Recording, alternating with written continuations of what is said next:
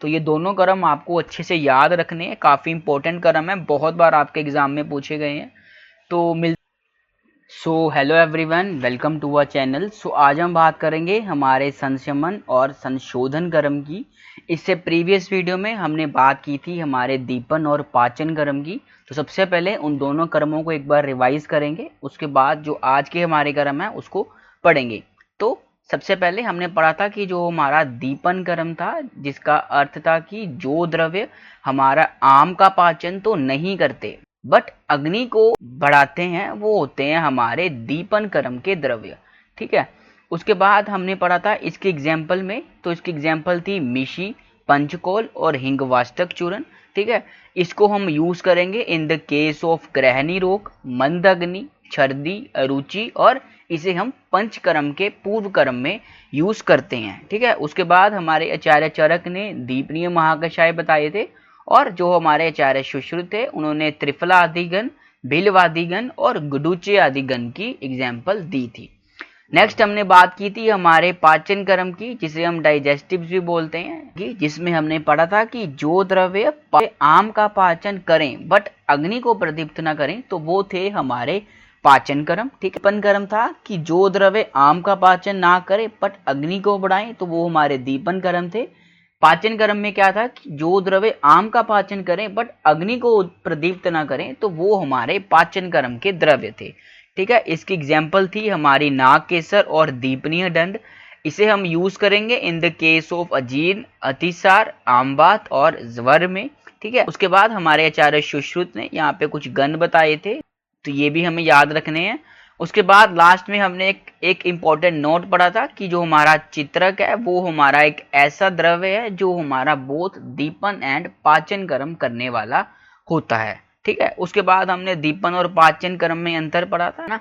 तो यहाँ पे हमने देखा था कि जो दीपन और पाचन है वो दोनों ही एक ही कर्म की दो अवस्थाएं हैं, है ना। दीपन कर्म प्रथम अवस्था है, वहीं जो हमारी पाचन कर्म है वो हमारी द्वितीय अवस्था है, जिसे हम जरण शक्ति है उसकी वृद्धि होती है। ठीक है। जो हमारा दीपन कर्म था उसमें हमारा वायु महाभूत प्रधान था, वहीं जो हमारा पाचन कर्म था उसमें हमारा अग्नि महाभूत था वो प्रधान था। ठीक है। तो ये हमने पढ़ा था हमारे दीपन और पाचन कर्म में। आज हम बात करेंगे हमारे थर्ड और फोर्थ कर्म की, जो है हमारा संशमन और संशोधन। सबसे पहले जो हमारा संशमन कर्म है इसे हम पैसिफायर्स भी बोलते हैं। इसके बारे में आचार्यों ने श्लोक दी है ना। अगर आपको ये श्लोक याद होता है तो वेल एंड गुड, अगर नहीं भी याद होता है तो इसकी जो हिंदी है वो आपको वर्ड टू वर्ड याद होनी चाहिए। ठीक है। सबसे पहले श्लोक को पढ़ते हैं। तो यहाँ पे लिखा है कि ना शोध्यति यद दोषान समान उदीर्यत यत अपि। ठीक है। जिसका अर्थ है कि जो द्रव्य या कर्म सम दोषों को ना तो शरीर से बाहर निकाले और ना ही कुपित रखे, परंतु जो हमारे वृद्ध या क्षीण दोष हैं उसको शरीर के अंदर ही सम करें, तो उसे हम हमारे संशमन कर्म कहते हैं। तो इसका अर्थ है कि कुछ द्रव्य हमारे ऐसे होते हैं कि जो हमारे दोषों को शरीर से बाहर नहीं निकालते, है ना ही उसे कुपित करते हैं और ना ही उसे सम रखते हैं, है ना, तो हमारे शरीर के अंदर ही सम कर देते हैं, तो उसे हम बोलते हैं हमारे संशमन कर्म के द्रव्य। इसकी बेस्ट एग्जांपल है हमारी गुडुची। ठीक है। गुडुची का जो हमारा सबसे पॉपुलर फॉर्मुलेशन है वो है हमारी संशमन वटी। बहुत सारे डिजीजेस में ये जो हमारी संशमन वटी है वो यूज होती है। ठीक है। आपको याद रखना है इसके एग्जाम्पल में। उसके बाद जो हमारे आचार्य वाग्भट हैं उन्होंने 7 टाइप्स ऑफ संशमन के बारे में बताया। तो वो 7 टाइप्स क्या हैं? तो वो हैं हमारे दीपन, पाचन, तृष्णा, क्षुधा, व्यायाम, आतप और मारुद। ठीक है। ये भी आपको याद रखना है, एमसीक्यू में पूछ लेते हैं कि किस आचार्य ने कितने टाइप के जो हमारे संशमन है वो माने हैं। तो आपको याद रखना है कि जो हमारे आचार्य वाग्भट हैं उन्होंने 7 टाइप्स ऑफ संशमन बताया है। उसके बाद कुछ अनदर टाइप्स भी हैं हमारे संशमन के। शो के अकॉर्डिंग देखें तो जो हमारा संशमन है वो 3 टाइप्स का है। तो वो है हमारा वात संशमन, पित्त संशमन और कफ संशमन। ठीक है। अगर हम बात करें वात संशमन के लिए सबसे बेस्ट जो ड्रग है तो वो है हमारा गुडुची। वहीं पित्त संशमन के लिए जो हमारा बेस्ट ड्रग है वो हमारा चंदन, और लास्ट में जो हमारा कफ संशमन है उसके लिए जो हमारा हरिद्रा है वो हमारा सबसे श्रेष्ठ ड्रग माना जाता है। ठीक है। तो ये था हमारा संशमन कर्म। उसके बाद नेक्स्ट हम बात करेंगे हमारे संशोधन कर्म की। संशोधन कर्म जिसे हम प्यूरिफायर्स भी बोलते हैं, एलिमिनेटर्स भी बोलते हैं, है ना। काफी इंपॉर्टेंट ये कर्म है, बहुत बार आपके एग्जाम में पूछा गया है, तो इसको ध्यान से पढ़ना।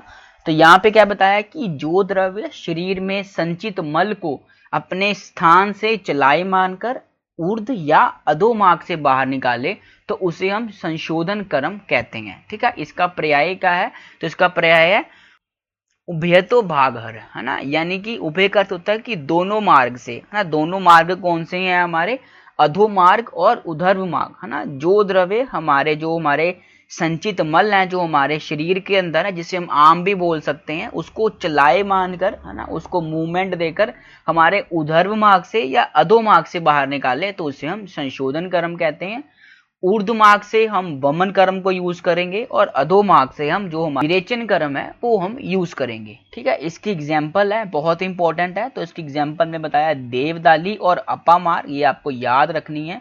और उसके बाद बताया कि जो हमारा वमन कर्म है उसके लिए जो हमारा श्रेष्ठ जो द्रव्य है वो है हमारा मदन फल। वहीं जो हमारा विरेचन है उसके लिए जो हमारा श्रेष्ठ द्रव्य हम यूज करते हैं वो है त्रिवृत और त्रिफला। वहीं शिरो विरेचन के लिए, है ना, जो हमारे आचार्य चरक ने संपूर्ण अध्याय ही हमारा डेडिकेट किया है ना, चरक सूत्र सेकंड, इसका नाम है अपामार्ग तंडुल्य। इसमें जो हमारा शिरो विरेचन है उसके लिए जो हमारा अपामार्ग है वो सबसे श्रेष्ठ ड्रग माना गया है। लास्ट में जो हमारा अनुवासन बस्ती और स्थापन बस्ती है उसके लिए जो हमारा पाटला है वो हमारा सबसे श्रेष्ठ ड्रग माना गया है। ठीक है, तो ये आपको याद रखना है। उसके बाद आपको संशोधन के लाभ बताए गए हैं। तो यहाँ पे बताया कि जब हम वमन कर्म कराते हैं तो उससे हमारा कफ का संशोधन होता है ना। आपको पता ही होगा कि जो हमारा वात है ना, उसको खत्म करने के लिए अब बस्ती कर्म है वो सबसे श्रेष्ठ है। पित्त के लिए हमारा विरेचन कर्म सबसे श्रेष्ठ है। और लास्ट में जो हमारा कफ दोष है वमन कर्म है वो सबसे श्रेष्ठ माना गया है। तो यहाँ पे यही बताया कि हमारे वमन कर्म से हमारे कफ का संशोधन होता है, विरेचन से पित्त का संशोधन होता है। वहीं जो हमारा शिरो विरेचन है जिसे हम नस्य भी बोलते हैं, इससे हमारा कफ का संशोधन भी होता है। और जितने भी हमारे ऊर्ध्व जत्रुगत जो हमारे रोग होते हैं, है ना, जो हम अपने ईएनटी में पढ़ते हैं, तो वो सारे दोषों का जो संशोधन है वो हमारा शिरो विरेचन से होता है। लास्ट में जो हमारा बस्ती है उसमें हमारा वात का संशोधन होता है। और लास्ट में जो हमारा रक्त मोक्षण है ना, वो हम यूज करते हैं हमारे सभी प्रकार के रक्तज विकार में। ठीक है, तो ये भी आपको याद रखना है। उसके बाद आपको बताया कि संशोधन के योग्य व्यक्ति कौन से हैं, है ना। तो किस कंडीशन में, है ना, हम अपना संशोधन कर्म परफॉर्म करेंगे। तो जब भी हमें पेशेंट मिलेगा अति स्थूल व्यक्ति हो, है ना, अधिक बलवान हो, अधिक पित्त वाला हो और अधिक कफ वाला हो, तो इन सभी पेशेंट्स में हम संशोधन कर्म है वो परफॉर्म कर सकते हैं। उसके बाद लास्ट में आपको बताया कि संशोधन द्रव्य पृथ्वी, जल, वायु व अग्नि महाभूत प्रधान होते हैं। तो ये भी आपको याद रखना है। ठीक है, तो ये था हमारा संशोधन कर्म। तो आज की वीडियो में 2 ही कर्म पढ़ेंगे। तो ये दोनों कर्म आपको अच्छे से याद रखने हैं, काफी इंपॉर्टेंट कर्म है, बहुत बार आपके एग्जाम में पूछे गए हैं। तो मिलते हैं अपनी नेक्स्ट वीडियो में। Till then, thank you so much.